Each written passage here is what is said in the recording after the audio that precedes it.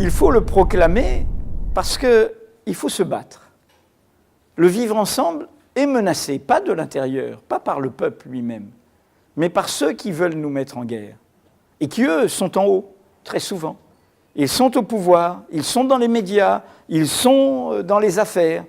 Et donc, face à cela, il faut brandir notre vivre ensemble. C'est-à-dire, pour moi, il faut brandir, encore une fois, notre commun.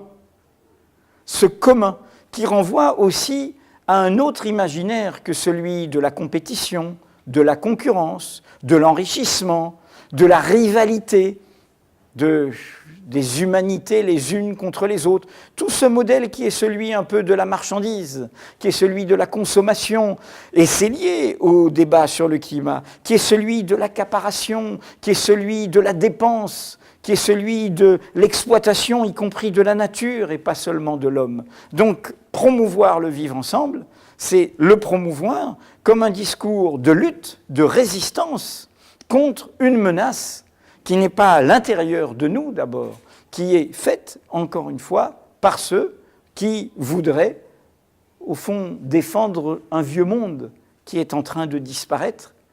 Et nous sommes sommés d'inventer un nouveau monde. J'aime l'appellation « vivre ensemble ». C'est concret, c'est en dehors des grands principes.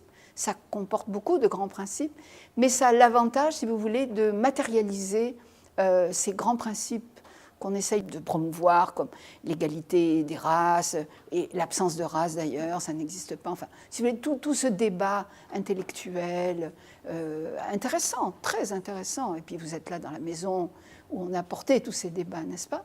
Eh bien, ce que je trouve intéressant, c'est de pouvoir matérialiser pour les gens simples, les gens qui n'ont pas lu Lévi-Strauss et qui n'ont peut-être pas accès à Rumi, n'est-ce pas, de pouvoir très simplement dire, oui, comment est-ce qu'on fait pour vivre ensemble?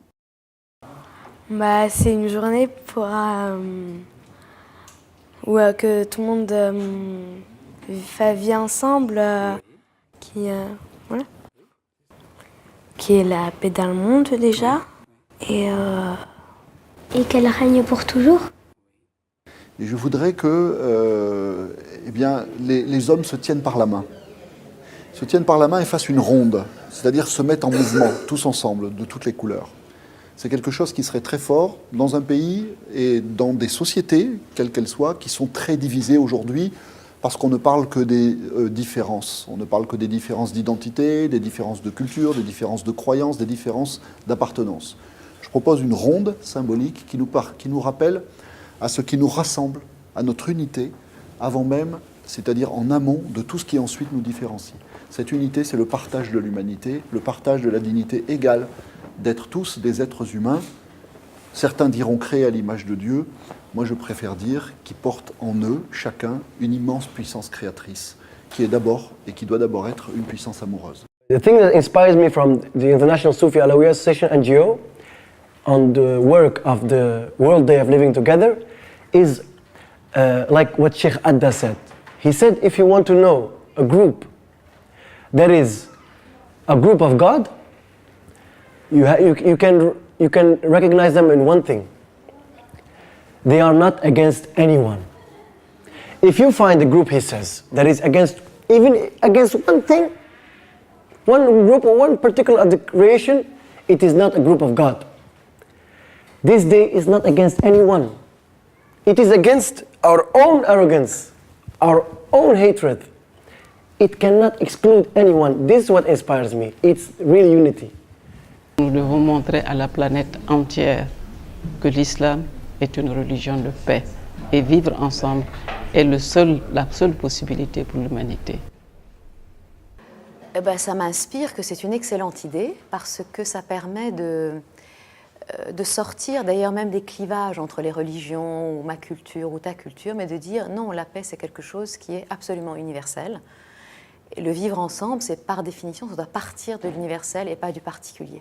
Donc au-delà du vivre ensemble, il y a une exigence d'amour, de bonté, de miséricorde. Il y a une exigence d'un engagement commun en vue de construire une société commune. C'est faire société, c'est faire nation, c'est appartenir à la communauté des hommes.